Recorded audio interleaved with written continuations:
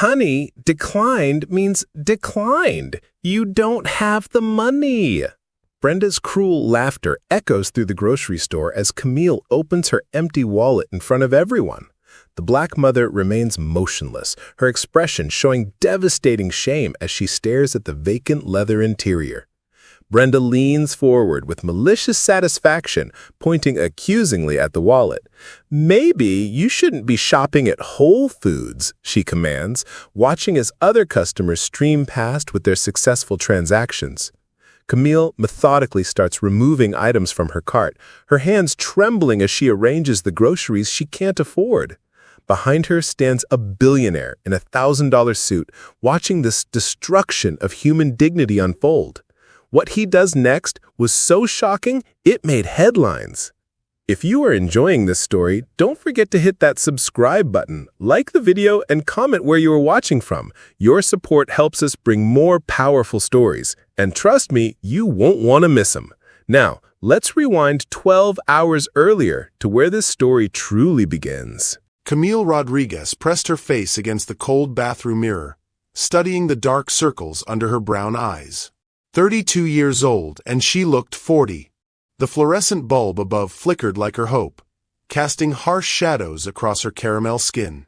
She pulled her thick black hair into a practical ponytail and splashed cold water on her face. No time for makeup. No money for it either. Mama! 7-year-old Marcus stood in the doorway, his Superman pajamas hanging loose on his thin frame. His twin sister Maya peeked around him, clutching a worn stuffed elephant. "Morning, baby." Camille knelt and pulled both children close, breathing in their sleepy warmth. "You two get dressed while Mama makes breakfast, okay? Can we have pancakes?" Maya's voice carried that hopeful lilt that broke Camille's heart daily. "We'll see what we have, sweetheart." What they had was half a box of generic cereal and milk that expired yesterday. Camille sniffed it. Still good. She poured 2 small bowls, adding extra milk to make it seem like more.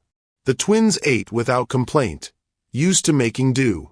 "Mrs. Patterson next door will watch you after school today," Camille said, checking her phone. 3 missed calls from the electric company.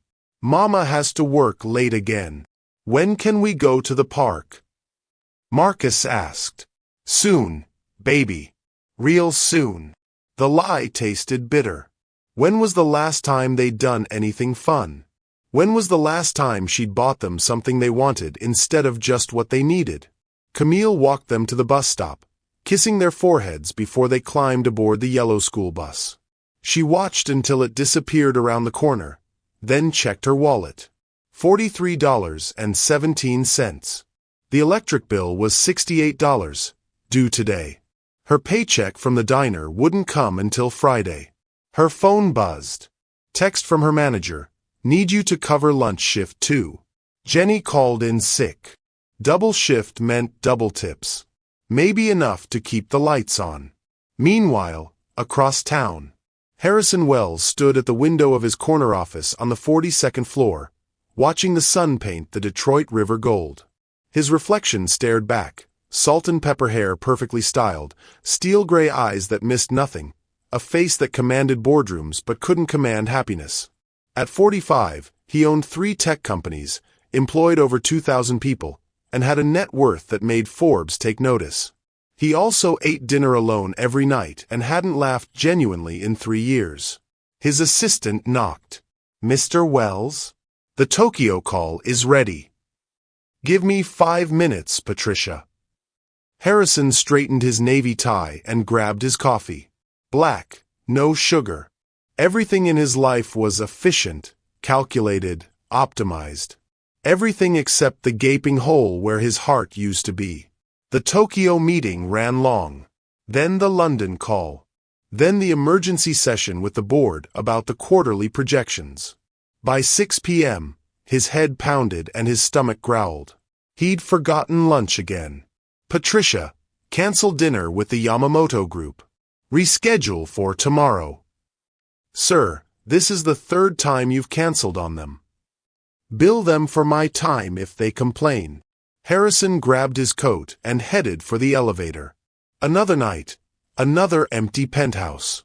Maybe he'd stop for groceries, pretend he was going to cook something instead of ordering takeout and eating it while reviewing contracts. Back to Camille. Order up. Table 6. Camille grabbed the plates, her feet screaming in the worn sneakers she'd been wearing for 8 months. The lunch and dinner rush had blended into one endless stream of coffee refills, burger orders, and forced smiles. "You look dead on your feet, honey." Rosie, the 60-year-old owner, appeared beside her with a concerned frown. "I'm fine. Just tired. When's the last time you took a day off?" Camille couldn't remember. Days off meant no tips. No tips meant no groceries. "Table 12 wants their check," called Jenny, who'd miraculously recovered from her morning sickness just in time for the dinner shift. Camille delivered the check, cleared 3 tables, and counted her tips in the bathroom. $62. Combined with her wages, it might be enough for groceries and the electric bill. Might. Her phone buzzed. Text from Mrs. Patterson. "Kids are fed and doing homework. Marcus asked when you're coming home." Guilt twisted in her stomach. She'd missed dinner with them again. Camille pushed the shopping cart through the automatic doors, immediately feeling out of place. This wasn't her usual grocery store. She shopped at the discount market on 8 Mile, where dented cans and day-old bread stretched her dollars. But tonight she needed to be strategic. The twins were growing, and Marcus had mentioned his classmates' lunchboxes looked different from his. She wanted to buy them something special. Just once. The store gleamed under bright lights. Organic this, artisanal that. Prices that made her wince. She grabbed the basics. Milk, bread, peanut butter, bananas. Then she saw them. Pre-packaged lunch kits with crackers, cheese, and little cookies. The kind Marcus had mentioned wanting. $8 for 2 small boxes. Her practical mind screamed no. Her mother's heart whispered yes. She added them to the cart. At the same moment, Harrison Wells pulled into the parking lot in his black Tesla. He'd driven aimlessly for an hour, not wanting to go home to silence. The grocery store seemed as good a destination as any. Maybe he'd buy ingredients for that pasta dish Elena used to make. Maybe he'd actually cook it this time instead of letting the ingredients rot in his refrigerator. Inside, he moved through the aisles mechanically. Organic vegetables he wouldn't eat. Expensive wine he'd drink alone. Artisanal bread that would go stale. His cart filled with good intentions and empty promises to himself. He paused at the deli counter, remembering how Elena used to sample everything, making the workers laugh with her enthusiasm. How she'd drag him through farmers' markets, teaching him the difference between good tomatoes and great ones. How she'd cook elaborate meals just to see him smile.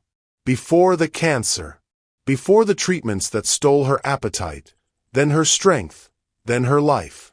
Before he buried himself so deep in work that he forgot how to be human. A child's laughter echoed from the next aisle.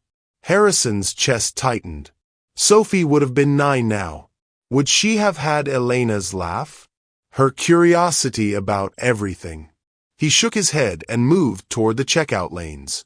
Camille unloaded her cart carefully, organizing items by priority. Necessities first, then the lunch kits. If her card declined, she'd put back the extras. The twins would understand. They always did. Behind her, Harrison waited with his basket of expensive loneliness. He noticed her methodical approach, the way she checked prices twice, the careful calculation in her movements. It reminded him of his mother, counting pennies at the kitchen table after his father left.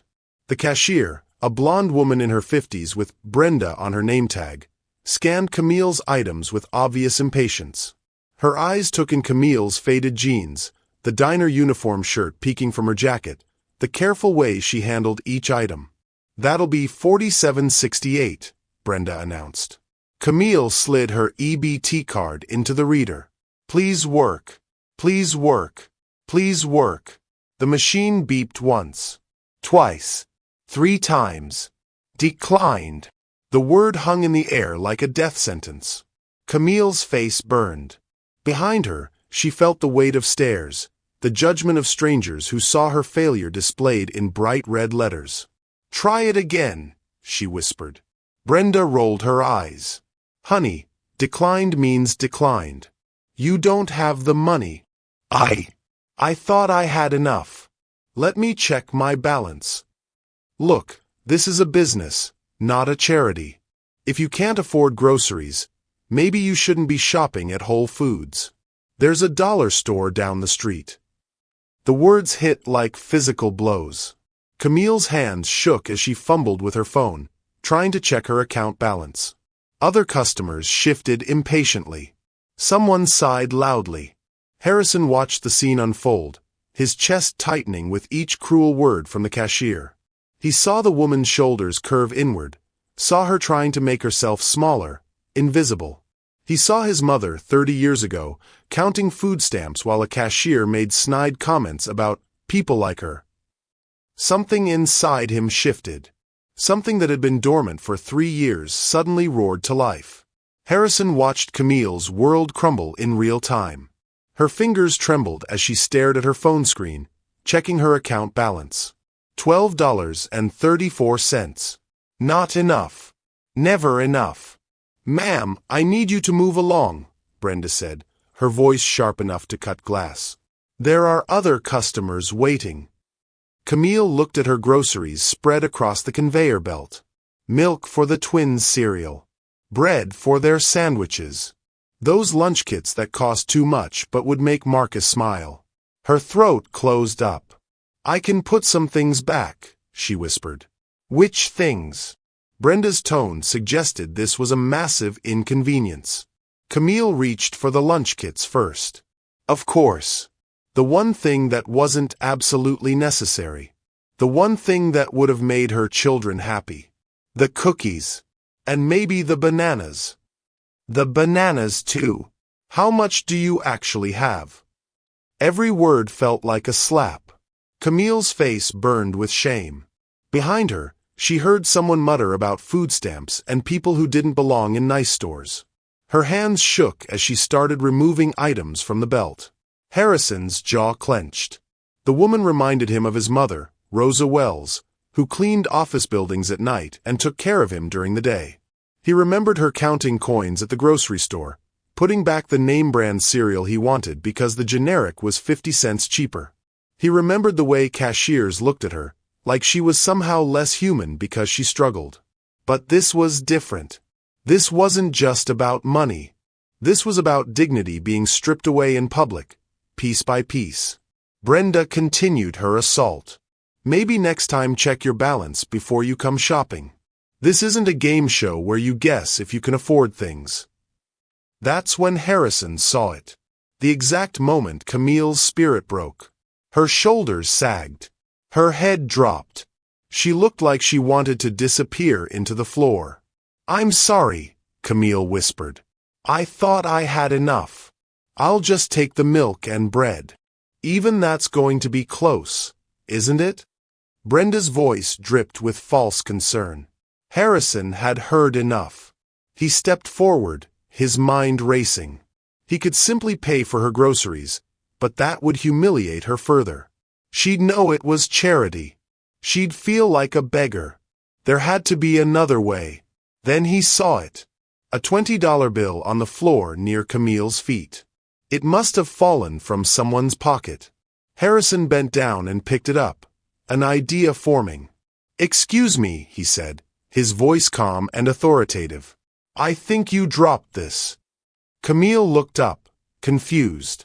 Harrison held out the $20 bill, along with 2 more 20s from his own wallet, folded together so it looked like one dropped bundle. "This was on the floor right behind you. You must have dropped it when you were getting your card out." Camille stared at the money. $60. She knew she hadn't dropped it. She'd never had $60 to drop.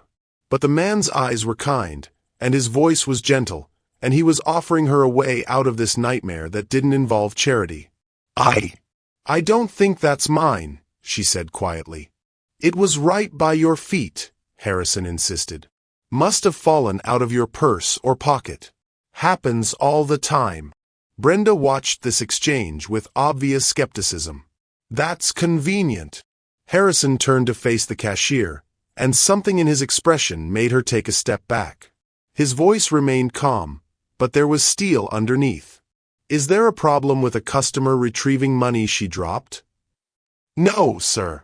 No problem at all. Camille looked at the money in Harrison's outstretched hand. She could take it. She could pay for her groceries and walk out with her dignity intact. But it felt wrong. This stranger was lying for her, helping her, and she didn't understand why. Are you sure it's mine? She asked. Positive, Harrison said. I saw it fall. The lie came easily because it served a greater truth. This woman needed help, and she needed it in a way that didn't destroy her pride. Harrison had learned long ago that how you help someone matters as much as the help itself. Camille took the money with shaking hands. Thank you. Thank you. She handed the bills to Brenda, who processed the payment with obvious reluctance. The groceries were bagged quickly, efficiently, without any of the earlier commentary about charity cases and food stamps. Have a good evening, Harrison said as Camille gathered her bags. Wait. Camille turned back to him. I need to know your name, so I can pay you back. Pay me back for what? You dropped your own money. We both know that's not true. Harrison studied her face. Intelligent brown eyes that had seen too much hardship. A stubborn set to her jaw that spoke of pride and determination. She wasn't going to let this go. Harrison, he said finally. Harrison Wells.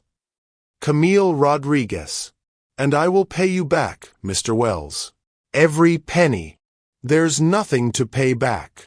There's everything to pay back. They stood there for a moment, locked in a strange standoff. Harrison realized he didn't want her to leave. When was the last time someone had looked at him like he was a person instead of a bank account? When was the last time someone had insisted on treating him with dignity instead of deference? At least let me buy you coffee, Camille said. It's the least I can do. You don't owe me anything. I owe you everything. One coffee, please. Harrison glanced at his watch. 10:30 p.m. He had nowhere to be. No one waiting for him. No urgent emails that couldn't wait until morning. For the first time in years, he had no excuse to avoid human connection. There's a diner across the street, he said. If it's still open. Mel's? It's open until midnight. They walked out of the store together, leaving Brenda to stew in her own judgment. The November air was crisp, carrying the scent of coming snow. Detroit's downtown lights twinkled in the distance, and for a moment, the city looked beautiful instead of broken. I have to ask, Camille said as they crossed the parking lot. Why did you help me? Harrison was quiet for a long moment. How could he explain that watching her humiliation had awakened something in him that he'd thought was dead? How could he tell her that her dignity in the face of cruelty reminded him of his mother, of his wife, of everyone he'd failed to protect? Because everyone deserves to be treated with respect, he said finally. And that cashier forgot that. But you don't know me. I could be anyone. You're a mother trying to feed her children. That's all I need to know. Camille stopped walking. How did you know I have children? The lunch kits. And the way you organized your groceries. Necessities first, treats last. My mother used to shop the same way. Used to. She died 5 years ago. Cancer. I'm sorry. So am I. They reached Mel's Diner, a classic chrome and neon establishment that had been serving Detroit for 40 years. Through the windows, they could see a handful of late-night customers. A trucker nursing coffee, a young couple sharing pie, an elderly man reading a newspaper. You sure about this? Harrison asked. It's been a long day for you. The longest, Camille admitted. But also, maybe not the worst. Thanks to you. Inside, they slid into a red vinyl booth near the window. The waitress, a woman in her 60s with kind eyes and comfortable shoes, brought them coffee without being asked. Rough night? She asked Camille with the intuition of someone who'd seen it all. Getting better, Camille replied. Harrison watched Camille wrap her hands around the coffee mug, seeking warmth. Her wedding ring caught the light, a simple gold band that had seen better days. Your husband? He asked, nodding toward the ring. Died 2 years ago. Factory accident. Her voice was matter-of-fact, but Harrison heard the pain underneath. Left me with twin 7-year-olds and a mountain of medical bills. I'm sorry. Everyone's sorry. Sorry doesn't pay the electric bill. The bitterness in her voice surprised them both. Camille looked embarrassed. I'm not usually so angry. Tonight was just humiliating. Yeah. I know the feeling. Camille looked at him skeptically. When have you ever been humiliated in a grocery store? Harrison smiled, but there was no humor in it. Different kind of humiliation. But it cuts just as deep. Something in his tone made Camille study his face more carefully. Expensive clothes, perfect haircut, manicured hands. But his eyes held a sadness that money couldn't fix. What do you do, Harrison Wells? I run a tech company. A few tech companies, actually. Successful. Very. Happy. The question caught him off guard. When was the last time someone had asked him that? When was the last time he'd asked himself? No, he said quietly.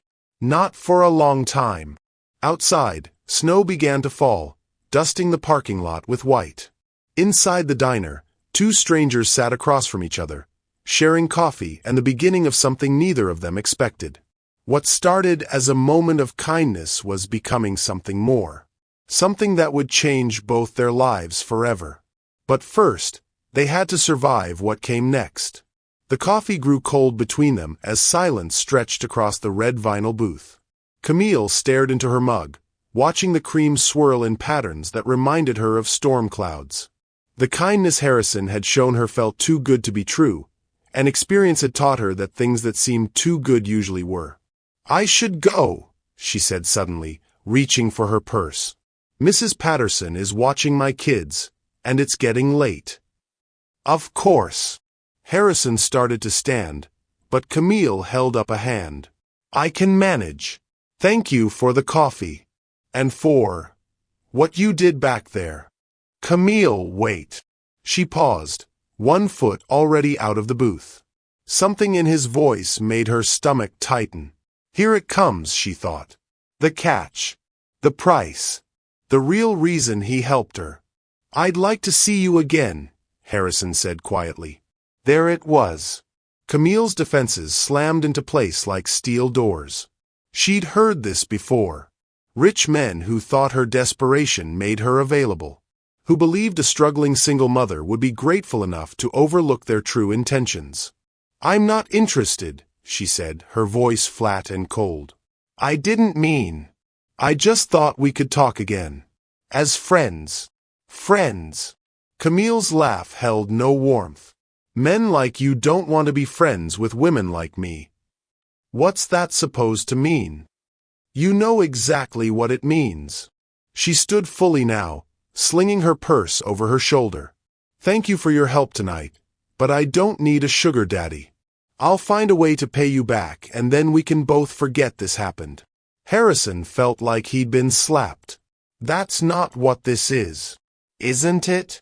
Rich man sees poor woman in trouble, swoops in to save her, expects gratitude in return? I've seen this movie before, Mr. Wells. I know how it ends. You're wrong. Am I? Then why did you really help me? And don't give me that line about everyone deserving respect. Nobody does something like that without wanting something back. Harrison opened his mouth to argue, then closed it. How could he explain that watching her humiliation had cracked something open inside him? That for the first time in 3 years, he'd felt genuinely useful? That her fierce independence reminded him of Elena, and her love for her children reminded him of what he'd lost? You're right, he said finally.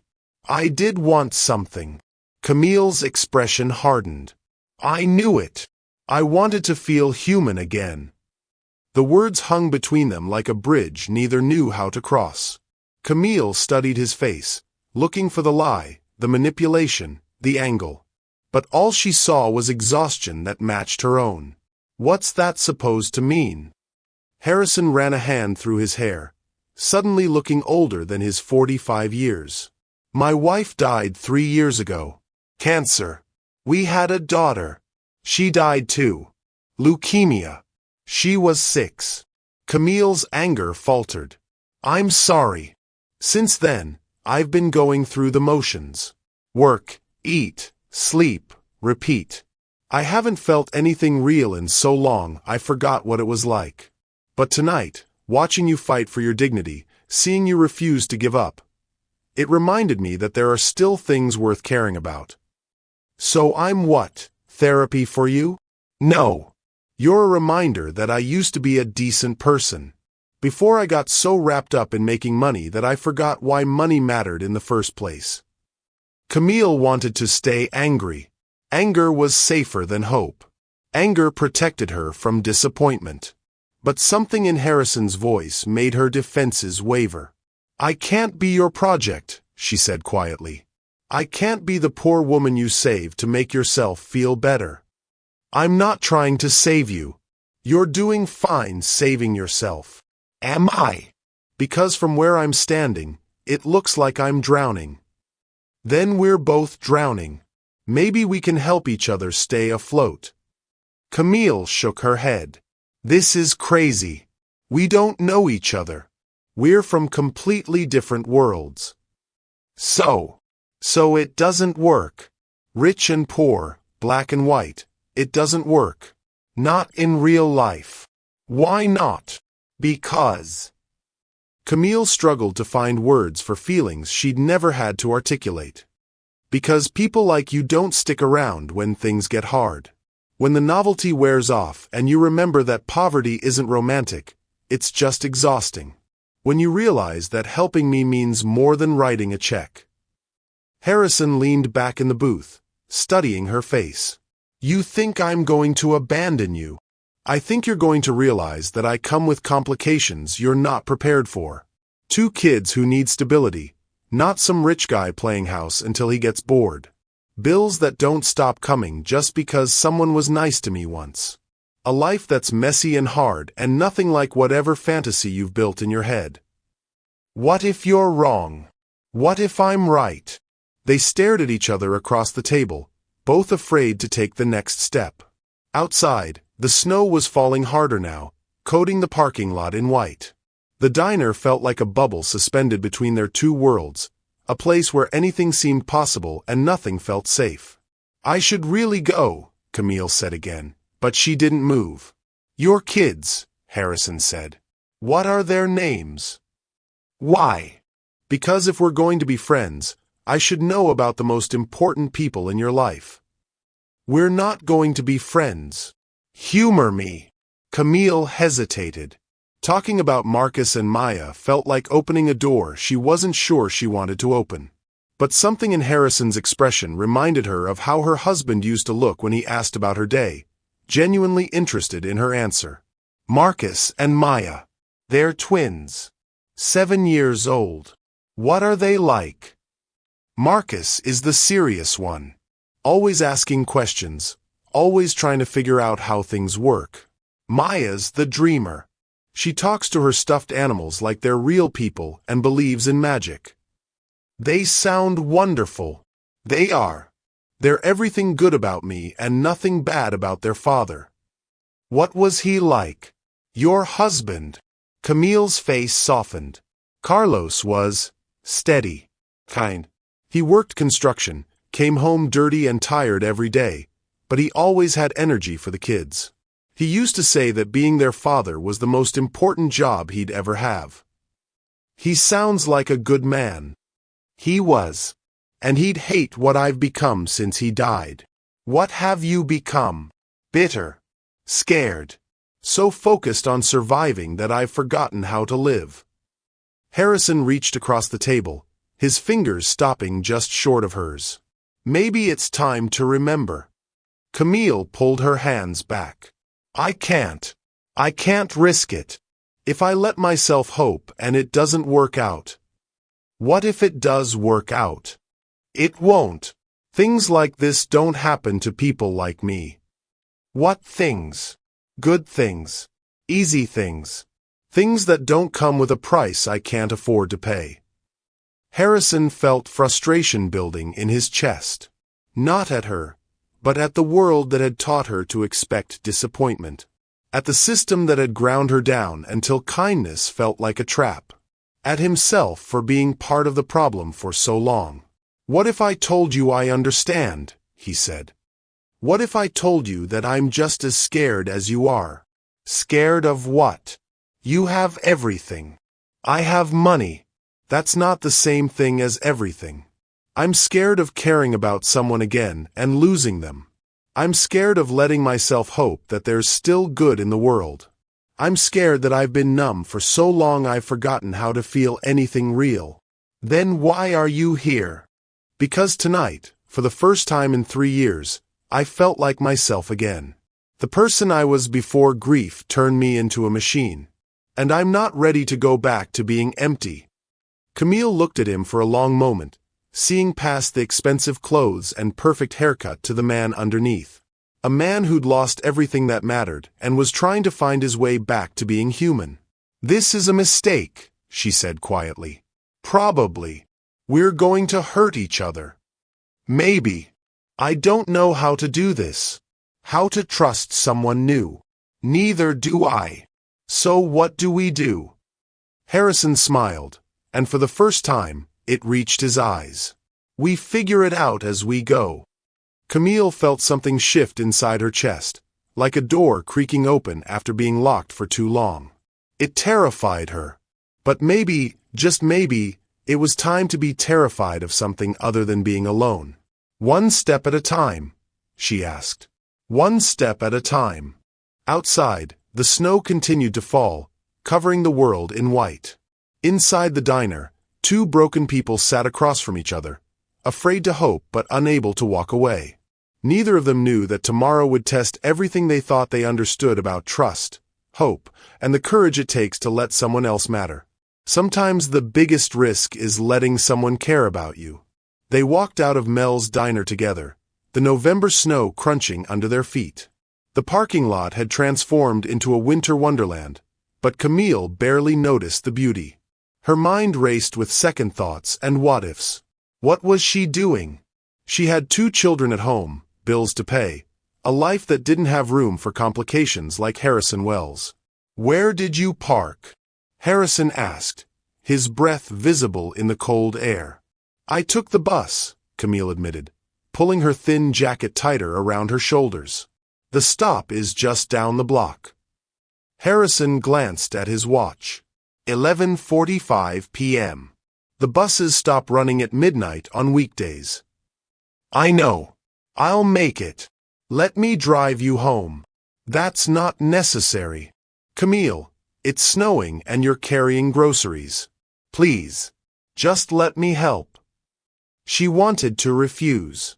Accepting rides from strange men, even kind ones, went against every survival instinct she developed as a single mother in Detroit. But the grocery bags were heavy, her feet hurt from the double shift, and the thought of waiting in the cold for a bus that might not come made her shoulders sag with exhaustion. Okay, she said quietly. Thank you. Harrison led her to his Tesla, a sleek black model that probably cost more than she made in 2 years. He opened the passenger door for her, a gesture so old-fashioned it caught her off guard. When was the last time someone had opened a door for her? The interior was warm and smelled like expensive leather. Camille sank into the heated seat and closed her eyes for a moment, letting herself enjoy the luxury. The radio played soft jazz, and for the first time all day, she felt her muscles begin to relax. Address? Harrison asked, starting the engine. Riverfront Apartments on East Jefferson. Building C, but you can just drop me at the main entrance. Harrison programmed the GPS and pulled out of the parking lot. The snow was falling heavier now, coating the windshield faster than the wipers could clear it. Detroit streets, never in the best condition, became treacherous with the first snow of the season. "So tell me about your tech companies," Camille said, trying to fill the comfortable silence that felt too intimate for strangers. "Not much to tell. We develop software for healthcare systems. Electronic medical records, patient management, that sort of thing." "Sounds important."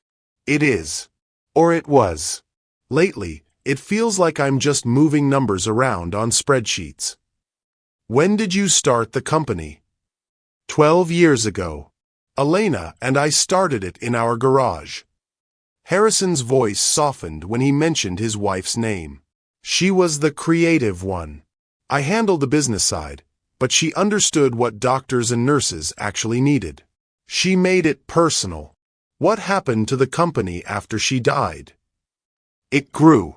Became more successful than we ever imagined. But it lost its soul. I lost my soul." Camille studied his profile in the dashboard light. "Is that why you helped me tonight? To find your soul again?" "Maybe. Or maybe I just recognized someone else who was drowning." They drove in silence for a few minutes, the GPS guiding them through Detroit's east side. The neighborhoods grew progressively rougher as they moved away from downtown. Boarded-up houses stood next to occupied ones. Street lights were broken more often than not. This was Camille's world, and she watched Harrison's face for signs of judgment or fear. She saw neither. Just quiet observation and something that might have been understanding. "Turn left here," Camille said as they approached her apartment complex. Harrison pulled into the parking lot and immediately understood why Camille had wanted to be dropped at the main entrance. The complex was a collection of 3-story brick buildings that had seen better decades. Half the exterior lights were out, and the parking lot was full of potholes that the snow couldn't quite hide. "Building C is the one on the right," Camille said, gathering her groceries. Harrison turned off the engine. "I'll walk you to your door." "You don't need to do that. It's late, it's dark, and you're carrying groceries. I'm walking you to your door." Camille wanted to argue, but something in his tone told her it would be pointless. They got out of the car, and Harrison insisted on carrying the heavier bags. The snow crunched under their feet as they walked toward Building C. That's when Harrison's car alarm started blaring. They both turned to see the Tesla's lights flashing in the parking lot. Harrison pulled out his key fob and pressed the button to silence it, but nothing happened. The alarm continued its piercing wail, echoing off the apartment buildings. "What's wrong with it?" Camille asked. "I don't know. Sometimes the cold affects the electronics." Harrison tried the key fob again. "Nothing. I'll have to call roadside assistance." "At midnight? In this weather?" "They have 24-hour service." Harrison made the call while the alarm continued to shriek. After 10 minutes of being transferred between departments, he finally reached someone who could help. "They can't get here until morning," he said, hanging up. "Something about the snow and too many calls." "Can't you just disconnect the battery?" "It's an electric car. I disconnect the battery, I disconnect everything. And I don't have the tools anyway." The alarm was getting louder, if that was possible. Lights were coming on in apartment windows. Someone shouted from a balcony for them to shut that thing off. "I'm so sorry," Harrison said. "This is exactly what you didn't need tonight." Camille looked at him standing there in his expensive coat, holding her grocery bags, looking completely out of his element but trying to help anyway.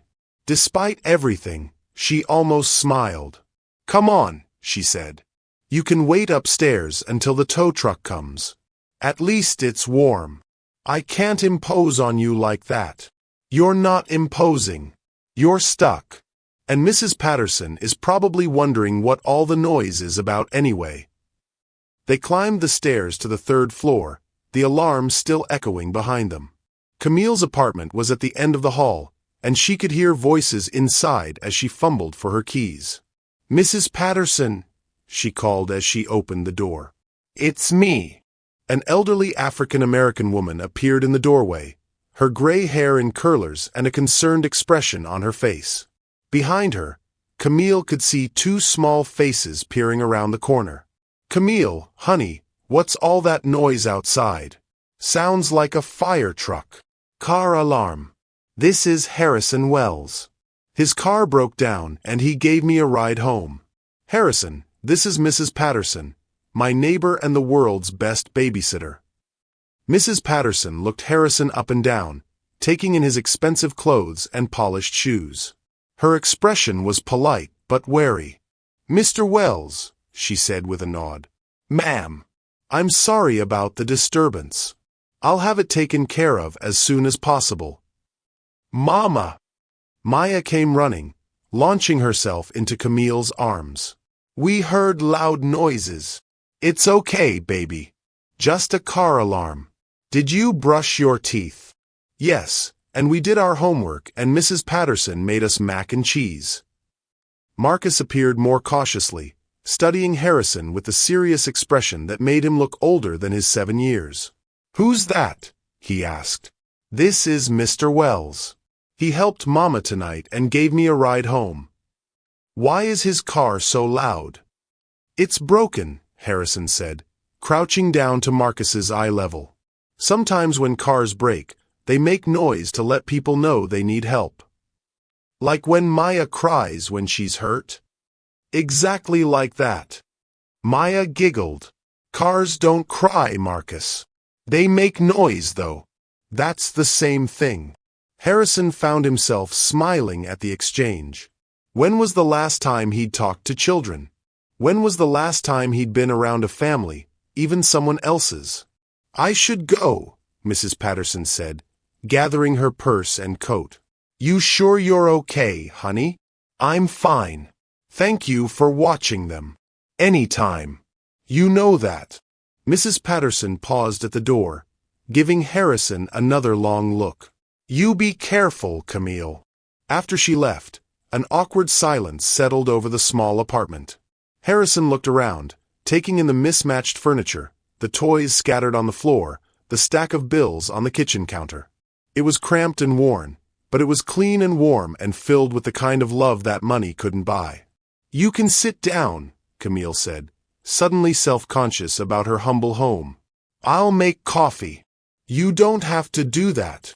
It's the least I can do. You're stuck here because of me." "I'm stuck here because my car decided to have a breakdown." "That's not your fault." Harrison sat on the small couch, and immediately both twins climbed up beside him. Maya on one side, Marcus on the other, studying him with the frank curiosity of children. "Are you rich?" Maya asked. "Maya!" Camille called from the kitchen. "That's not polite." "It's okay," Harrison said. "Yes, I have money." "How much?" Marcus wanted to know. "Marcus!" "A lot," Harrison answered honestly. "More than I need." "Then why don't you give some to Mama?" Maya asked. "She needs money for groceries and to keep the lights on." Harrison felt his chest tighten. Out of the mouths of babes. "It's not that simple, sweetheart." "Why not?" How could he explain pride and dignity and the complex dance of helping without hurting to a 7-year-old? How could he make her understand that sometimes the most important thing you could give someone was the chance to maintain their self-respect? "Because," he said carefully, "sometimes the best way to help someone is to be their friend, not their bank." "Oh," Maya said, though she clearly didn't understand. Marcus, however, was nodding. "Like when Tommy at school wanted to give me his lunch because mine wasn't as good. But I didn't want his lunch. I wanted him to sit with me so I wouldn't eat alone." Exactly like that. Camille appeared with 2 cups of coffee, having heard the entire exchange.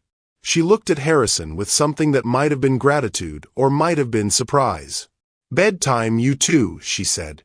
"It's way past your bedtime." "But we want to talk to Mr. Wells," Maya protested. "Mr. Wells will still be here when you wake up," Camille said, then caught herself. "I mean, if his car isn't fixed by then." "Will you read us a story?" Maya asked Harrison. "Maya, Mr. Wells doesn't want to read you a story." But Harrison was already standing up. "Actually, I'd like that very much. If it's okay with your mom." Camille looked at him for a long moment, seeing something in his expression that made her chest tight. When was the last time someone had volunteered to help with bedtime? When was the last time the twins had a man read them a story? "Okay," she said quietly. "But just one story." As Harrison followed the twins to their bedroom, Camille sank onto the couch and listened to the sound of her children's laughter mixing with a stranger's voice. Outside, the car alarm had finally stopped, but Harrison Wells was still here, in her home, reading bedtime stories to her children. And for the first time in 2 years, that didn't terrify her. Felt like hope. Sometimes the most unexpected moments happen when we're forced to slow down and really see each other. Harrison sat on the edge of Maya's twin bed, a worn copy of Where the Wild Things Are in his hands. The children's bedroom was small but cozy, with glow-in-the-dark stars stuck to the ceiling and drawings taped to the walls. Marcus had already fallen asleep in the other twin bed, his breathing soft and even. "One more page," Maya whispered, fighting to keep her eyes open. "Your mama said one story, and we finished the story," Harrison said gently. "Time for sleep. Will you be here tomorrow?" The question caught him off guard. "I don't know, sweetheart. That depends on a lot of things." "I hope you are. Mama smiles different when you're here." "Different how?" "Like she used to smile before Daddy died. Like she's not scared anymore." Harrison's chest tightened. He tucked the blanket around Maya's small shoulders and kissed her forehead, a gesture that felt both foreign and natural. "Sweet dreams, Maya." He found Camille in the kitchen, washing dishes at the small sink. She'd changed out of her diner uniform into jeans and a soft blue sweater that brought out the warmth in her brown eyes. Her hair was down now, falling in waves around her shoulders. "They're both asleep," he said quietly. "Thank you. You didn't have to do that. I wanted to." When was the last time someone read to them? Camille's hands stilled in the soapy water. Carlos used to read to them every night. He did all the voices, made them laugh until I had to come in and tell them to settle down. Her voice grew soft with memory. I tried to keep up the tradition after he died, but by the time I get home from work, I'm usually too tired to do anything but make sure they're fed and clean. You're doing an incredible job with them. Am I? Because most days it feels like I'm barely keeping my head above water. Harrison moved to stand beside her at the sink, picking up a dish towel to dry the plates she'd washed. The domestic gesture felt strange but comfortable.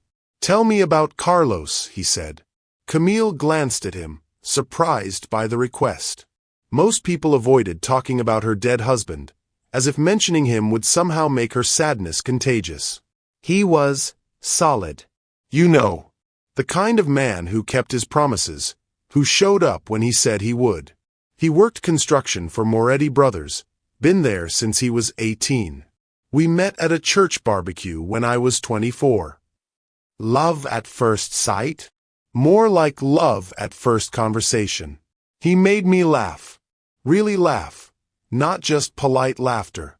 And he listened when I talked, like what I had to say actually mattered. Harrison nodded, understanding more than she knew. How long were you married? 6 years. We tried for kids for 3 years before the twins came along. Carlos said they were worth the wait. Camille's voice broke slightly. He was so excited to be a father.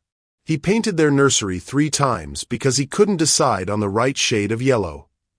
What happened? The accident. Camille was quiet for a long moment, her hands moving mechanically through the dishwater. Scaffolding collapse at a job site downtown. 3 men died that day. Carlos was one of them. She pulled her hands from the water and dried them on her jeans. The company said it was an act of God. Faulty equipment they claimed they didn't know about. The lawsuit is still pending, but the lawyers say not to get my hopes up. I'm sorry. Everyone's sorry. Sorry doesn't bring him back. Sorry doesn't pay the medical bills from when Maya had pneumonia last winter. Sorry doesn't explain to two 7-year-olds why their daddy isn't coming home. Harrison heard the anger beneath her words, the rage at a world that had taken away her stability and left her to struggle alone. He recognized it because he'd felt it himself. After Elena died, he said quietly, I used to get angry at people who complained about their marriages. Couples fighting in restaurants, friends talking about divorce. I wanted to shake them and tell them they didn't know how good they had it. Camille looked at him with new understanding. How long were you married? 10 years. We met in college, both studying computer science. She was smarter than me, funnier than me, better with people than I ever was. I used to wonder what she saw in me. What did she see? Harrison smiled, but it was tinged with sadness. She said I had potential, that underneath all my ambition and drive, there was a good man trying to get out. Was she right? I thought so, until I proved her wrong. Camille frowned. What do you mean?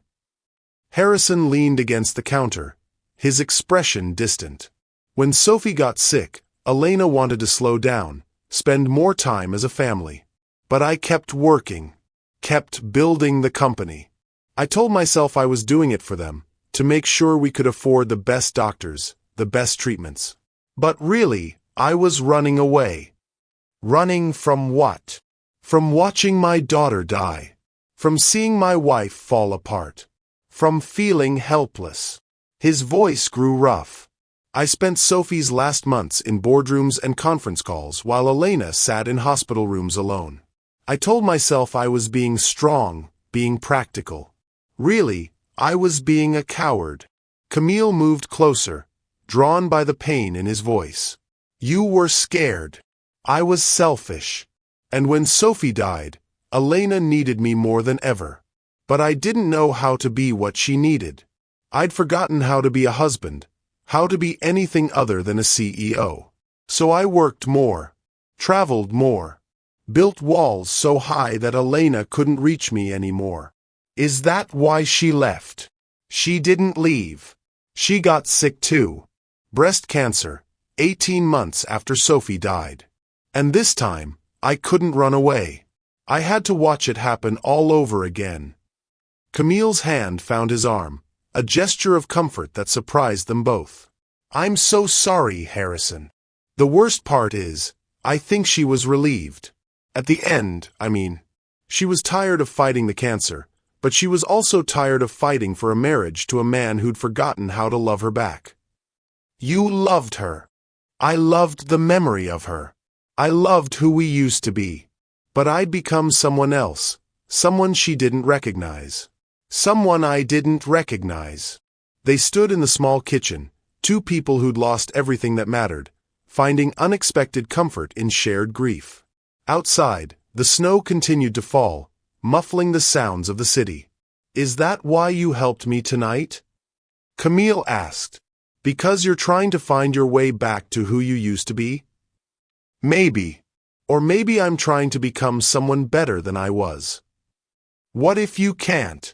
What if some things are broken beyond repair? Harrison turned to face her fully, seeing his own fears reflected in her eyes. Then maybe we help each other build something new. I don't know how to do that. I don't know how to trust someone new when I'm still grieving someone old. I don't either.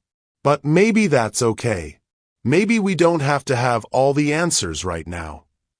Camille looked around her small kitchen, at the stack of bills on the counter, at the children's drawings on the refrigerator, at the life she'd built from the ashes of her old one.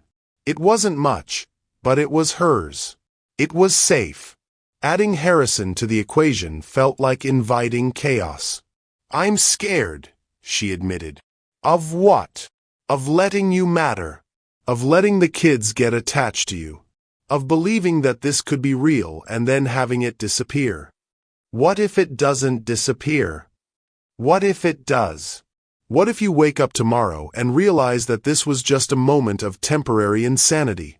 What if you go back to your penthouse and your boardrooms and forget that we exist? Harrison stepped closer, close enough that she could smell his cologne, could see the flecks of gold in his gray eyes. "What if I don't?" he said quietly. "What if this is the most real I've felt in 3 years? What if walking away from you and those kids would be the biggest mistake of my life? You don't know us. You don't know what you'd be getting into. Then tell me. Help me understand." Camille looked at him for a long moment, this man who'd appeared in her life like an answer to a prayer she'd been afraid to pray. He was offering her something she'd thought was gone forever. Hope. But hope was dangerous. Hope could break your heart. "The twins have nightmares sometimes," she said finally. "About their father, about losing me too. Maya still sleeps with his old t-shirt. Marcus asks me every few months if I'm going to die like Daddy did. Okay. I work 2 jobs and I'm still behind on everything. The car needs new brakes. The heat doesn't work properly. I haven't bought myself new clothes in 2 years. Okay. I don't have time for dating or romance or whatever this is. I don't have energy for complicated relationships or emotional drama. I barely have energy to keep my kids fed and safe." "I understand. Do you? Because this isn't some romantic comedy where love conquers all. This is real life, where love has to compete with exhaustion and bills and the constant fear that everything you've built could fall apart at any moment." Harrison reached out and took her hands, his touch gentle but firm. "Camille, I'm not looking for a romantic comedy. I'm looking for something real. Something that matters. And if that means dealing with nightmares and broken cars and complicated schedules, then that's what it means." "Why? Why would you want that when you could have anything?" "Because anything isn't everything. And you and those kids, you're everything I didn't know I was missing." Outside, a car door slammed. Harrison's phone buzzed with a text from the tow truck driver. His ride back to his old life had arrived. But as he looked into Camille's eyes, he realized he didn't want to go back. He wanted to stay here, in this small apartment with its broken heat and beautiful chaos. He wanted to be part of something that mattered more than profit margins and stock prices. The question was, would she let him? Sometimes the scariest thing isn't being alone. It's risking your heart again. The tow truck's headlights swept across the apartment window as Harrison's phone buzzed again. He glanced at the message, then back at Camille, who was watching him with guarded eyes. "They're here," he said quietly. "You should go. It's late, and you probably have important meetings tomorrow." Harrison looked at his phone again, then did something that surprised them both. He typed a quick response and put the phone away. "What did you tell them?" Camille asked. "That I changed my mind. The car can wait until morning." "Harrison, you can't stay here. I don't have a guest room or... I can sleep on the couch. If you'll let me." Camille stared at him. "Why would you want to do that? You have a penthouse with probably 10 bedrooms." "Because I don't want this night to end. Because for the first time in 3 years, I don't want to go home to an empty house." He paused, his voice growing softer. "Because I think if I leave now, you'll convince yourself this was all a mistake. Maybe it is a mistake. Maybe. But maybe it's the best mistake either of us has ever made." Outside, they could hear the tow truck driving away, taking Harrison's escape route with it. Camille felt a flutter of panic mixed with something that might have been relief. "I don't have extra blankets," she said weakly. "I'll be fine. The couch is uncomfortable. I've slept in worse places." "When?" Harrison smiled. "College. Elena and I used to drive cross-country during summer breaks. We'd sleep in the car, in cheap motels, on friends' couches. Some of the best nights of my life were spent on uncomfortable furniture." Camille found herself smiling despite her nervousness. "You miss her. Every day. But tonight, for the first time, missing her doesn't feel like drowning." "What does it feel like?" "Like gratitude. For having loved someone that much. For knowing it's possible." Camille went to the linen closet and pulled out a spare pillow and the least worn blanket she owned. When she returned to the living room, Harrison was looking at the photos on her mantel. Pictures of her and Carlos on their wedding day, the twins as babies, family moments frozen in time. "He looks like a good man," Harrison said, studying a photo of Carlos pushing the twins on swings at a park. "He was. Are you sure you're okay with this? Staying here, I mean. It's not exactly what you're used to." "What do you think I'm used to?" Camille gestured vaguely. "I don't know. 5-star hotels, expensive restaurants, people waiting on you hand and foot. You'd be surprised how lonely 5-star hotels can be. How empty expensive restaurants feel when you're eating alone." Harrison sat on the couch and accepted the pillow and blanket. "This feels more like home than my penthouse ever has." "Why?" "Because there's love here. You can feel it in every corner. The way you've arranged the furniture so the kids can play safely, the drawings on the refrigerator, the way Maya's stuffed animals are lined up just so on her bed. This place is alive in a way mine isn't." Camille sat in the armchair across from him, tucking her legs under her. "It's not much. It's everything." They sat in comfortable silence for a moment, the weight of the day settling around them. Outside, the snow had stopped, leaving the world quiet and white. "Can I ask you something?"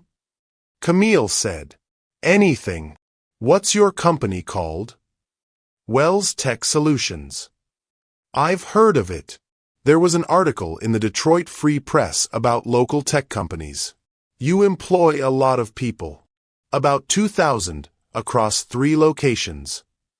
That's a lot of families depending on you." Harrison nodded. "It used to motivate me. Now it just feels like pressure." "What would motivate you now?" The question caught him off guard. What would motivate him? For 3 years, he'd been going through the motions, building wealth for the sake of building wealth, expanding the company because that's what successful CEOs did. "I don't know," he admitted. "Maybe making a difference instead of just making money." "Your software helps doctors take better care of patients. That's making a difference. Is it? Or is it just making healthcare more efficient so hospitals can process more patients and make more profit?" "What do you think Elena would say?" Harrison was quiet for a long moment. "She'd say I lost sight of why we started the company in the first place.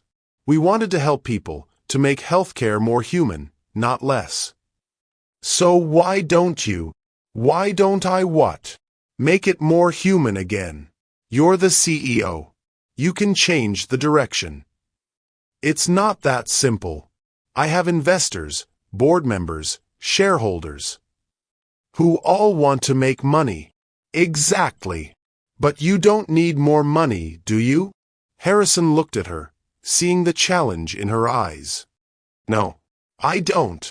"So what's stopping you from doing what you think is right?" "Fear, I guess. Fear of failure.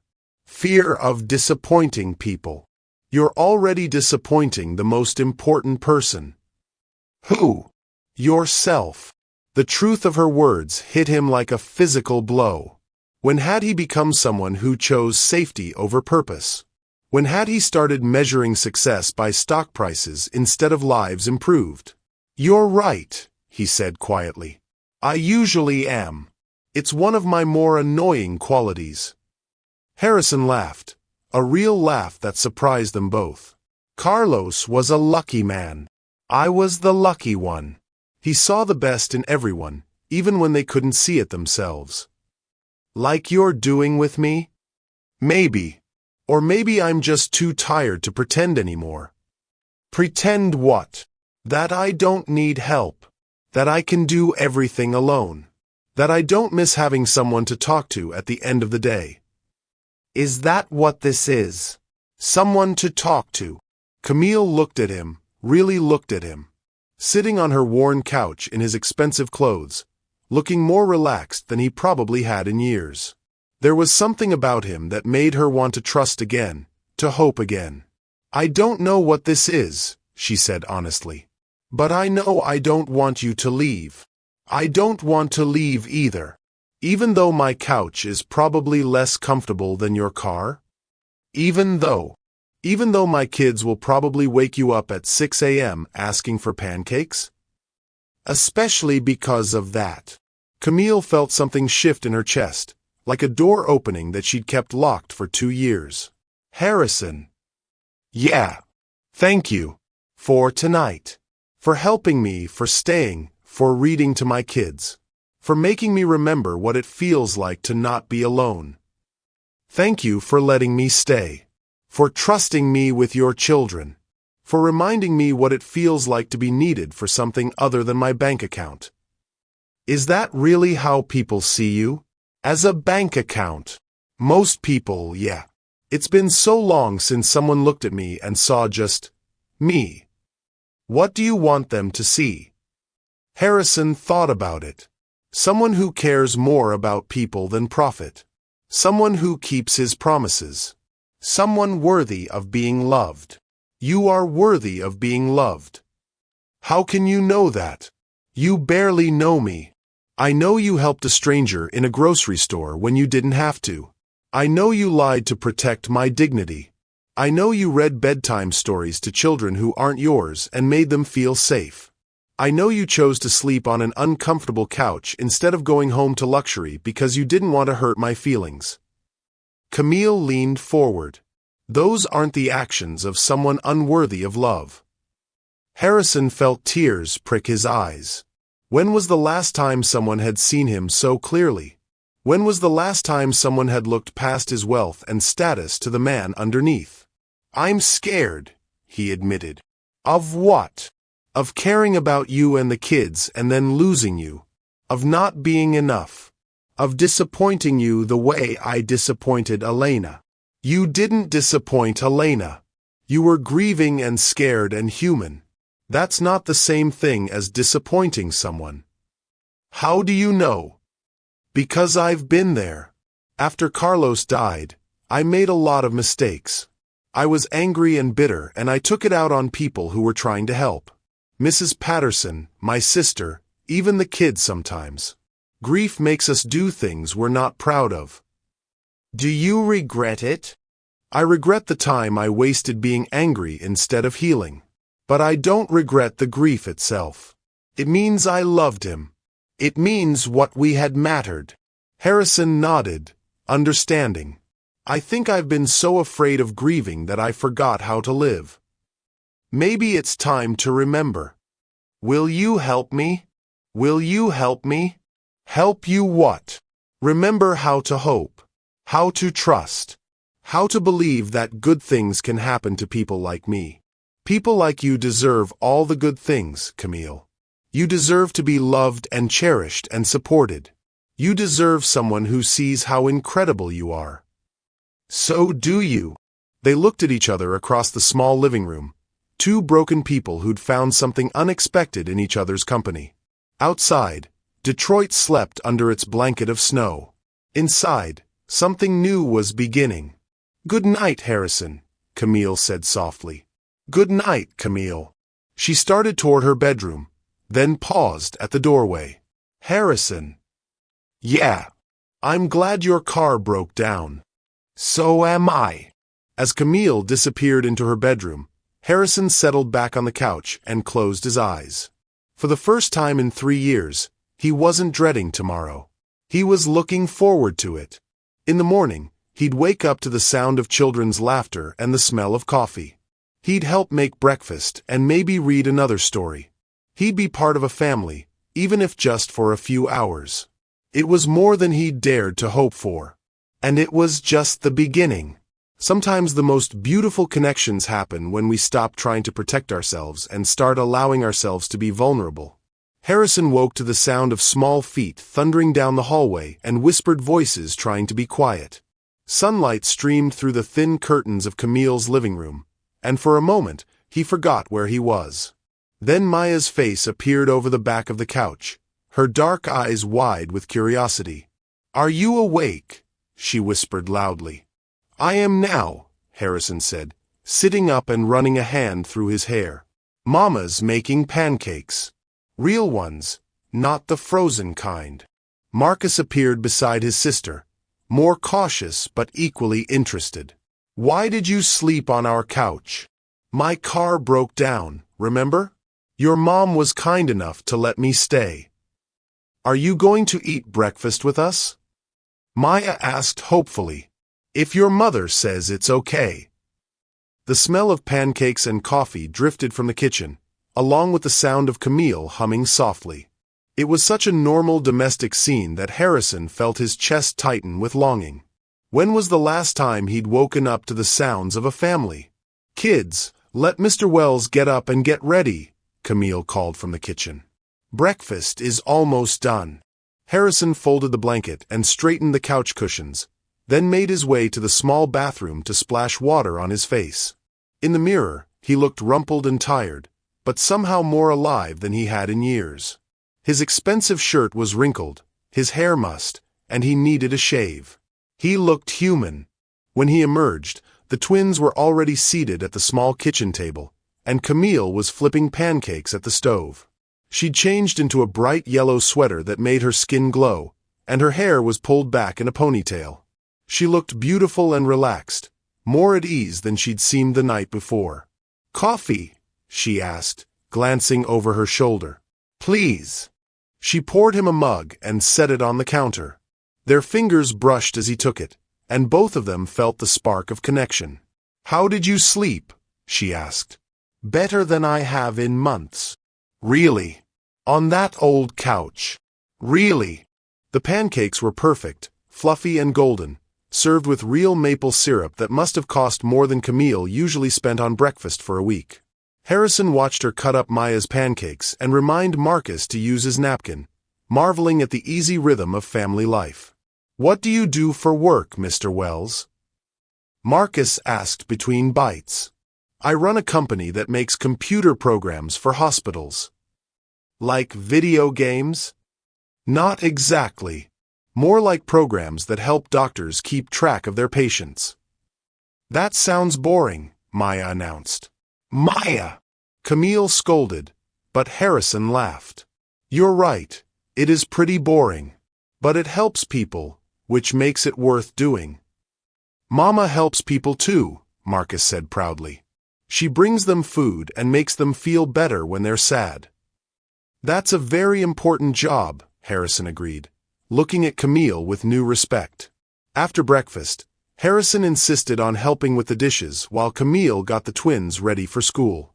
He was drying the last plate when his phone rang. Patricia, his assistant. Mr. Wells? I've been trying to reach you. You missed the 8 o'clock with the board, and the investors from Tokyo are waiting for your call. Harrison glanced at the clock.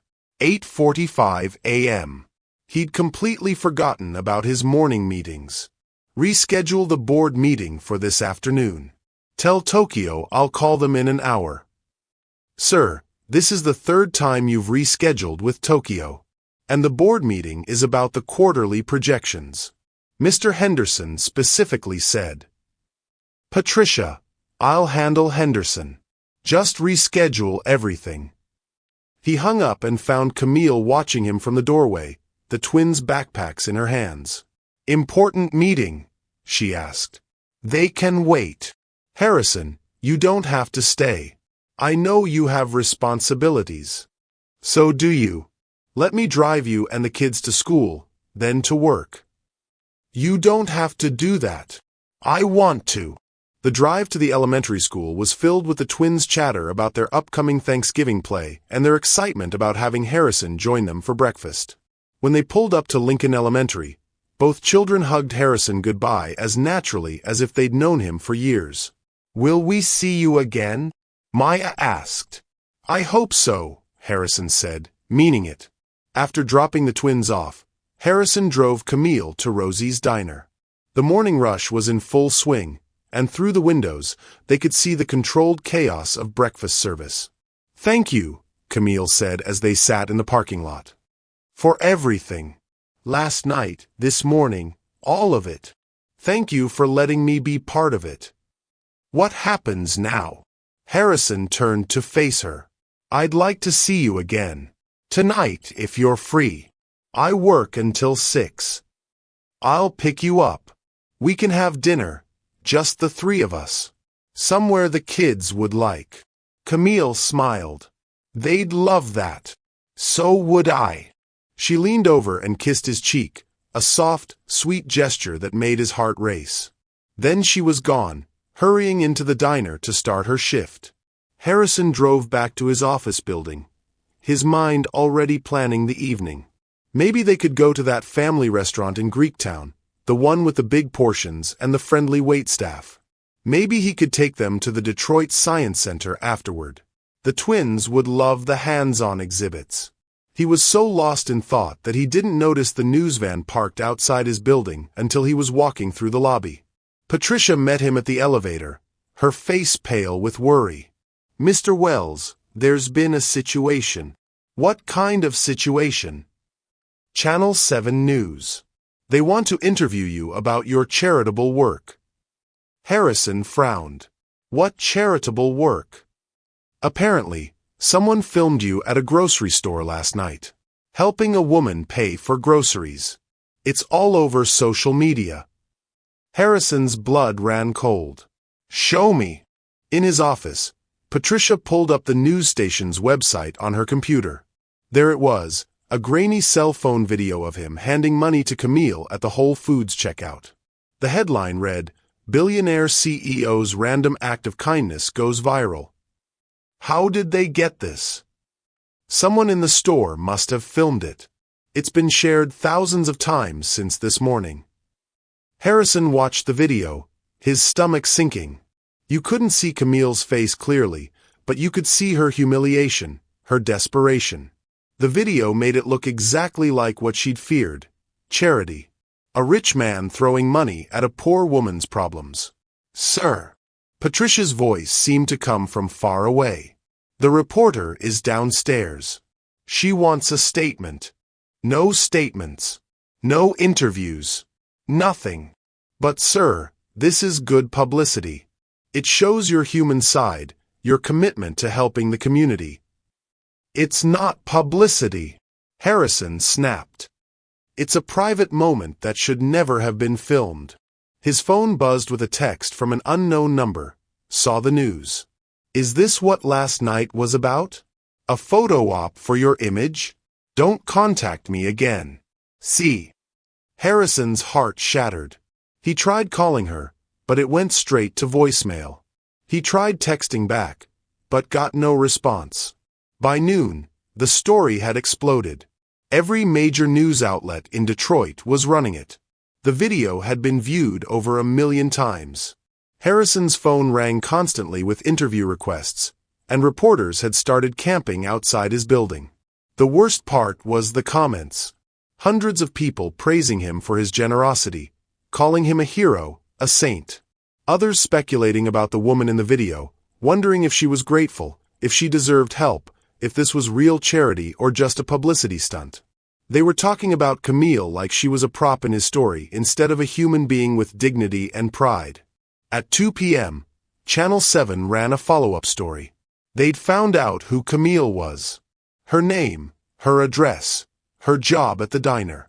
They interviewed her co-workers, her neighbors, even tracked down her late husband's family.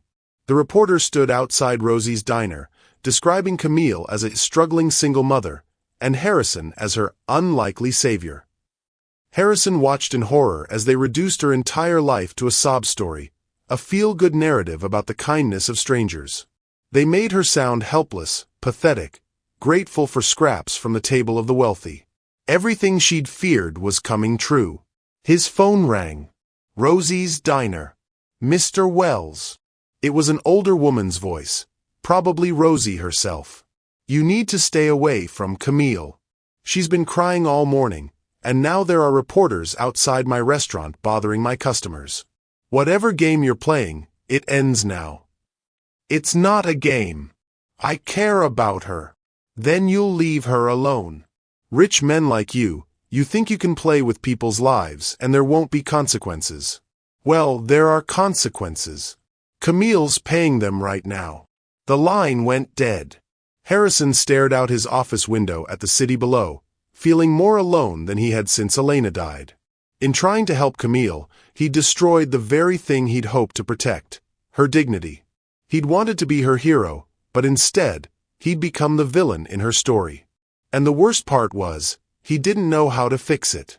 The media had turned their private moment into public entertainment, and in doing so, had shattered the fragile trust they'd built. Harrison had money, power, influence, but none of it could undo the damage that had been done. For the first time in his life, Harrison Wells felt truly powerless. And somewhere across town, Camille Rodriguez was learning that sometimes the cruelest betrayal comes not from enemies, but from hope itself. Harrison sat in his office for 3 hours, staring at his phone and willing it to ring. Every time he tried to call Camille, it went straight to voicemail. Every text he sent disappeared into silence. Outside his window, the November sky had turned gray and threatening, matching his mood perfectly. Patricia knocked softly on his door. "Mr. Wells? The board meeting is in 10 minutes. Cancel it." "Sir, you've already rescheduled twice today. Mr. Henderson is threatening to call an emergency vote if you don't." "Let him." Harrison turned away from the window. "Patricia, I need you to do something for me. Find out everything you can about media retractions. How to get stories pulled, videos taken down, reporters to back off." "Sir, the story about last night. I want it gone. All of it." Patricia looked uncomfortable. "Mr. Wells, I'm not sure that's possible.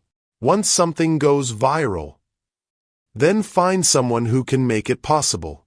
I don't care what it costs." After Patricia left, Harrison tried calling Camille again. This time, a different voice answered. "Stop calling her." It was Mrs. Patterson, her voice sharp with protective anger. "Haven't you done enough damage?" "Mrs. Patterson, please. I need to explain."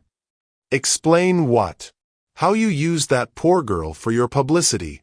How you made her and those babies into a circus act." "It wasn't like that. I never wanted this to happen. But it did happen. And now Camille can't even go to work without reporters shoving cameras in her face. Those children can't go to school without people staring and whispering. You did this. I know. And I want to fix it. You can't fix this. You can only make it worse. So do the right thing and leave them alone." The line went dead, leaving Harrison alone with his guilt and the growing certainty that he'd destroyed the best thing that had happened to him in years. Meanwhile, across town, Camille sat in her darkened apartment with the curtains drawn. She'd left work early after the third reporter tried to interview her during the lunch rush. Rosie had been understanding but firm. Until the media attention died down, it was better if Camille stayed away. The twins were at Mrs. Patterson's apartment, confused and upset by the strangers with cameras who'd followed them home from school. Maya had cried when a reporter asked her if she was happy that the nice man had helped her mommy. Marcus had gotten angry and told him to go away, using words that made Camille proud and heartbroken at the same time. Her phone buzzed with another text from Harrison. She deleted it without reading it, just like she'd deleted the previous 15. She couldn't bear to see his words, his explanations, his apologies. They felt hollow now, meaningless in the face of what had happened. The worst part wasn't the reporters or the cameras or even the humiliation of having her private struggles broadcast to the world. The worst part was the doubt. Had Harrison known this would happen? Had he planned it? Was she really just a photo opportunity for a billionaire looking to improve his public image? The man who'd read bedtime stories to her children and slept on her uncomfortable couch didn't seem capable of such calculated cruelty. But the man who owned 3 companies and had enough influence to make news stories disappear? That man was a stranger to her. A soft knock at her door made her freeze. If it was another reporter. "Camille, it's me." Mrs. Patterson's voice, gentle and concerned. Camille opened the door to find her neighbor holding a steaming casserole dish and wearing a worried expression. "Thought you might be hungry," Mrs. Patterson said, bustling into the apartment. And thought you might need someone to talk to. Where are the kids? Playing video games with my grandson next door. They're fine, honey. But you're not. Camille sank onto her couch, the same couch where Harrison had slept just 12 hours ago. Felt like a lifetime. I was so stupid, she said quietly. I actually believed that someone like him could care about someone like me. Maybe he does care. Then why didn't he warn me? Why didn't he tell me that helping me might turn into a media circus? Mrs. Patterson sat beside her, her weathered hands gentle as she smoothed Camille's hair. Maybe because he didn't know it would happen either. He's a billionaire, Mrs. Patterson. He has to know how these things work. Does he? When's the last time you think that man did something genuinely kind without thinking about the consequences? When's the last time he acted from his heart instead of his head?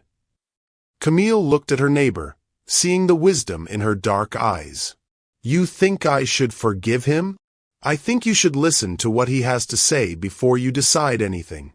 That man looked at you and those babies like you hung the moon. That's not something you can fake. But the reporters, the cameras, the way they're talking about us like we're some charity case. That's not his fault. That's the world we live in, where people can't do something decent without everyone wanting to make a story out of it. Camille's phone buzzed again. Another text from Harrison. This time, she opened it. I know you don't want to hear from me, but please let me explain. I never wanted this to happen. I never wanted to hurt you or the kids. I'm trying to make it stop, but I need you to know that everything I felt last night was real. You and Marcus and Maya are the best thing that's happened to me in years. I'm sorry I ruined it. I'm sorry I ruined everything. Camille stared at the message, hearing his voice in the words. The pain, the regret, the desperate sincerity. It sounded like the man who'd held her children while they slept, not the calculating businessman she'd imagined. What does your heart tell you? Mrs. Patterson asked gently. My heart is an idiot. It's gotten me in trouble before. And your head? My head says to run. To protect my kids and myself from any more humiliation. And what does your gut say? Camille closed her eyes, trying to quiet the noise in her head and listen to the deeper voice inside her. What did she really believe about Harrison Wells? Not what the media said, not what her fears whispered, but what she'd seen with her own eyes. She remembered the way he'd looked at her children, like they were precious gifts instead of burdens. She remembered how he'd insisted on reading them a story, how naturally he'd tucked Maya into bed. She remembered the pain in his voice when he talked about his wife and daughter, the genuine grief that couldn't be faked. Most of all, she remembered the way he'd helped her in the grocery store. Not with fanfare or cameras, but quietly, preserving her dignity even as he saved her from humiliation. That wasn't the action of a man looking for publicity. I think he's telling the truth, she said quietly. I think he's as shocked by this as I am. So what are you going to do? Before Camille could answer, her phone rang. Harrison's name appeared on the screen. She stared at it for 3 rings, then answered. Camille. His voice was rough, desperate. Thank God. I've been trying to reach you all day. I know. I need you to know that I had nothing to do with this. I would never ever use you or your children for publicity. The thought makes me sick. I know. I've hired a team of lawyers to get the story retracted, to make the reporters leave you alone. I'll pay for security for you and the kids if you need it. I'll do whatever it takes to fix this. Harrison. I know you probably never want to see me again, and I understand that. But please don't let this destroy what we started to build. Please don't let them take that away from us. Harrison, stop. He fell silent, waiting. Where are you? She asked. My office. Why? Come over. We need to talk. Are you sure? The reporters. They left an hour ago. Mrs. Patterson scared them off with her broom. I'll be right there. Harrison. Yeah. Come alone. And bring ice cream. The kids are going to want to see you, and ice cream makes everything better. She could hear the relief in his voice when he answered. What kind? Chocolate chip cookie dough. Maya's favorite. I'll find some. After she hung up, Mrs. Patterson smiled at her. That's my girl. Following her heart instead of her fears. What if I'm making another mistake? Then you'll deal with it. But honey, the biggest mistake you can make is letting fear keep you from love. Is that what this is? Love. What do you think? Camille looked around her small apartment, remembering how it had felt last night with Harrison there. How complete it had seemed, how right. Despite everything that had happened today, despite the media circus and the humiliation, she couldn't shake the feeling that he belonged here. I think, she said slowly, that I'm about to find out. Outside, snow began to fall again, covering the world in white. In 30 minutes, Harrison would knock on her door with ice cream and apologies and hope. In 30 minutes, they would have to decide whether their connection was strong enough to survive the storm. But for now, Camille sat in her quiet apartment and chose to believe in second chances. Harrison stood outside Camille's apartment door holding a bag of ice cream and his heart in his throat. Through the thin walls, he could hear the twins' voices, their laughter mixing with Camille's gentle responses. The sound made his chest ache with longing and fear. What if this was the last time he'd hear it? He knocked softly, and the voices inside went quiet. Footsteps approached the door, and then it opened to reveal Camille. She looked tired, her eyes red from crying, but she was there. She was giving him a chance. Hi, he said quietly. Hi. I brought ice cream. And something else. He handed her a manila envelope along with the grocery bag. Camille looked at it curiously. What is this? Legal documents. Restraining orders against the news stations. Cease and desist letters to the reporters. My lawyers worked all afternoon. The story gets retracted tomorrow, and anyone who continues to harass you or the children will face legal action. Camille's eyes widened. You can do that. Money talks. Unfortunately. But in this case, I'm glad it does. Mr. Wells. Maya came running, launching herself into his arms before Camille could stop her. Mama said you brought ice cream. I did. Chocolate chip cookie dough, just like you like. Marcus appeared more cautiously, studying Harrison's face. Are you the reason those people with cameras were bothering us? Harrison knelt down to Marcus's eye level, meeting his serious gaze. Yes, I am. And I'm very sorry about that. I never wanted anyone to bother you or your mom. But they did anyway. Yes, they did. And that's my fault. Are you going to make them stop? I already have. They won't bother you anymore. Marcus nodded, apparently satisfied with this answer. Okay. Can we have ice cream now? Camille watched this exchange with something that might have been hope stirring in her chest. Harrison hadn't made excuses or tried to minimize what had happened. He'd taken responsibility and fixed it. That meant something. Ice cream first, she said. Then we talk. They sat around the small kitchen table, sharing bowls of ice cream while the twins chattered about their day.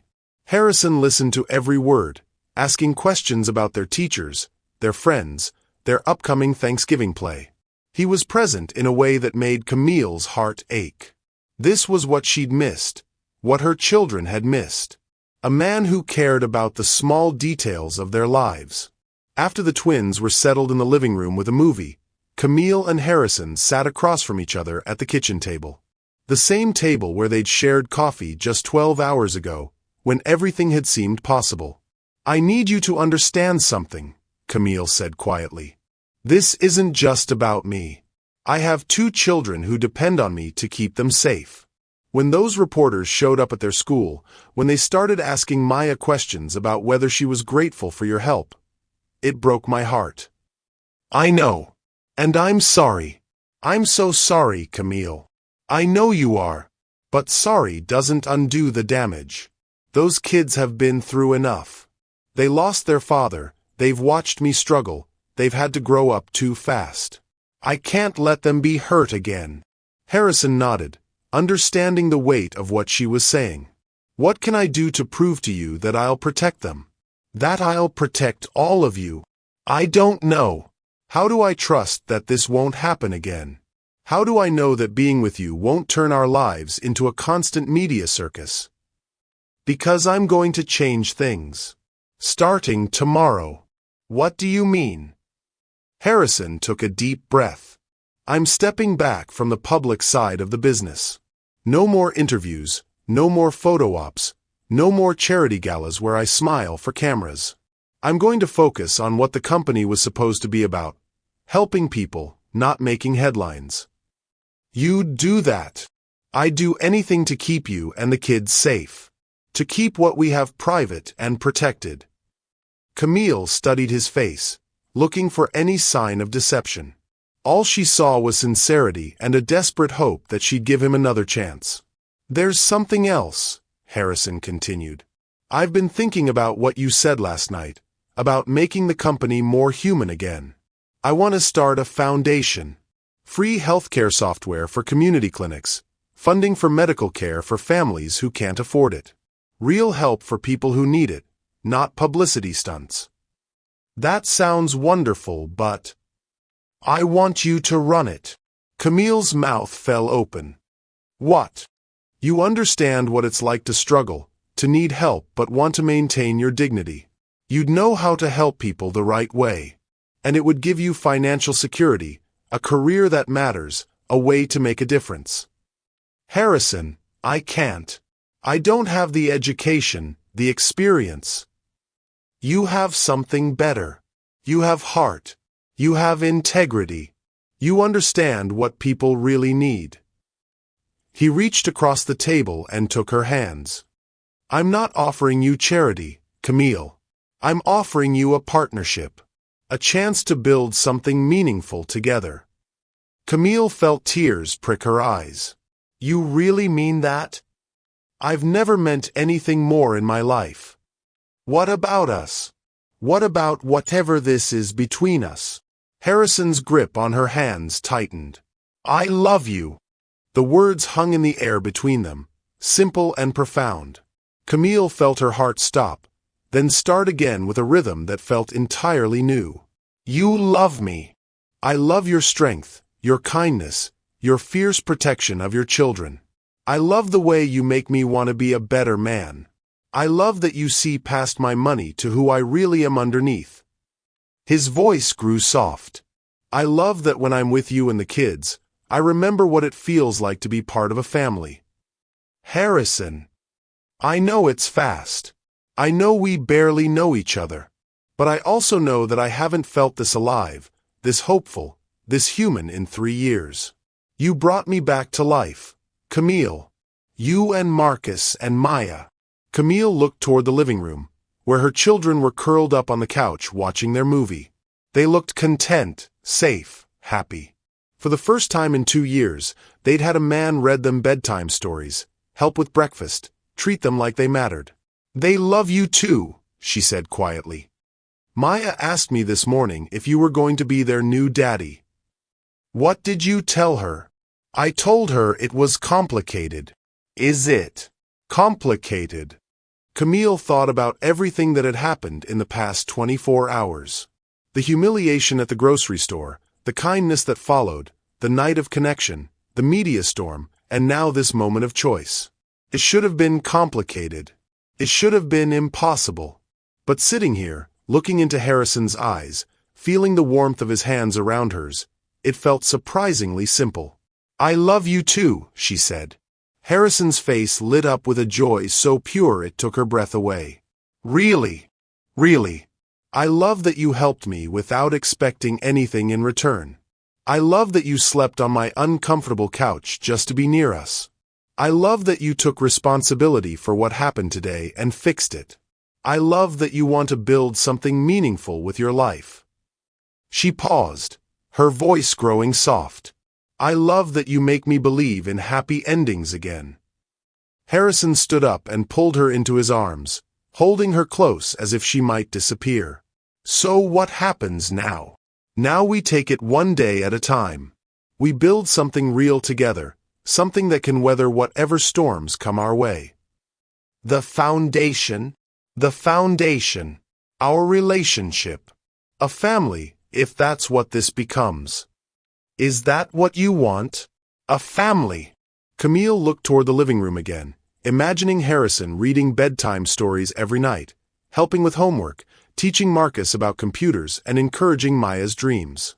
She imagined Sunday morning pancakes and family vacations and all the ordinary moments that made a life extraordinary. "Yes," she said.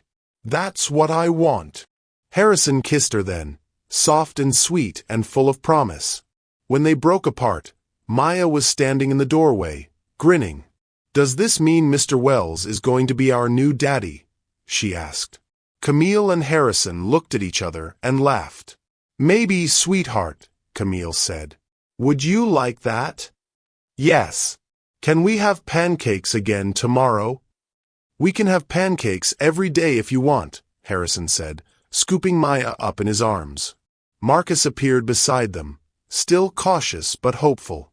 "Are you going to stay this time?" Harrison knelt down and pulled Marcus close. "If your mom will have me, I'm not going anywhere. Ever. Promise. I promise."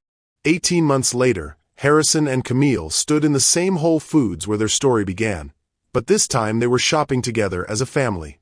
The media storm had ended within a week of Harrison's legal intervention. Every news station had retracted their stories, and the reporters had moved on to other sensational headlines. Brenda, the cruel cashier, had been quietly transferred to a different location after multiple customer complaints about her treatment of shoppers. The Wells Foundation had opened its doors 6 months after that terrible night, providing free healthcare software and medical assistance to families across Detroit.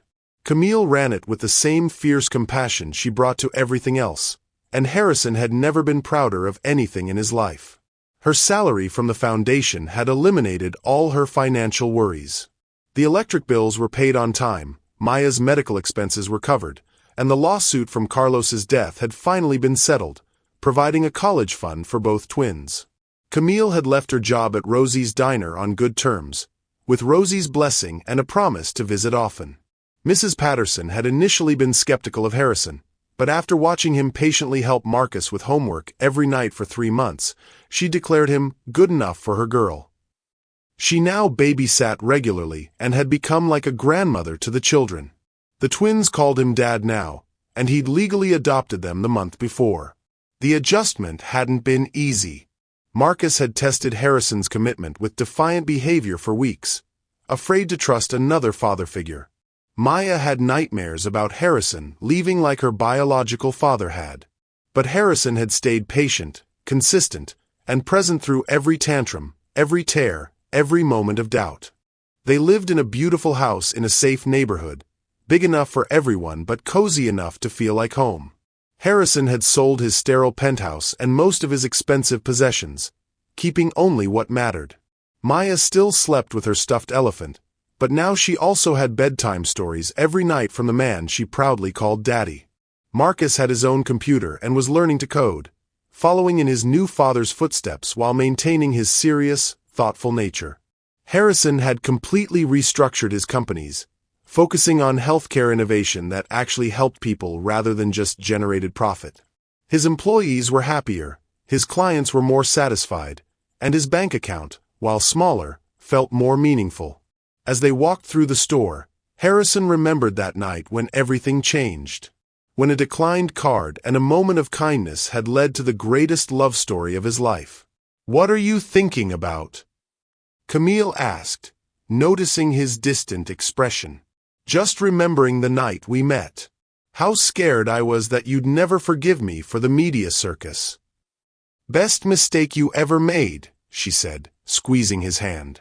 The engagement ring he'd given her 3 months ago caught the light. "Best mistake we ever made." They finished their shopping and headed home to their house on Maple Street, their cart full of groceries and their hearts full of love.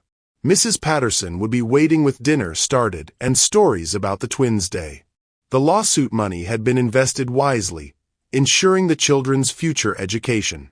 The foundation was thriving, having helped over 500 families in its first year. The media had long since forgotten about the billionaire and the struggling mother, moving on to other stories. Sometimes the most beautiful stories begin with the most ordinary moments. Sometimes a declined card and a stranger's kindness can change everything. And sometimes, if you're very lucky, love really does conquer all. Harrison Wells had learned that true wealth wasn't measured in dollars, but in bedtime stories and family dinners and the sound of children's laughter filling a home. Camille Rodriguez had learned that hope wasn't foolish, that good men still existed, and that happy endings were possible even after the darkest chapters. Together, they'd built something neither could have imagined alone. A family, a foundation, a love story that proved kindness creates ripples that can change the world. Love has a way of finding us when we least expect it and most need it. Harrison and Camille's story reminds us that kindness creates ripples we can't always predict, but that can change everything. What act of unexpected kindness has changed your life? Share your story in the comments below, and don't forget to subscribe for more stories that celebrate the power of love and human connection. Share this with someone who needs to believe in second chances and happy endings. Thank you for staying with me until the very end of this incredible journey. If this story touched your heart, wait until you see what's coming next. It's even more powerful and inspiring than you can imagine. So don't go anywhere. Click on that video showing on your screen right now to dive into another amazing story that will absolutely blow your mind. Trust me, you won't regret it.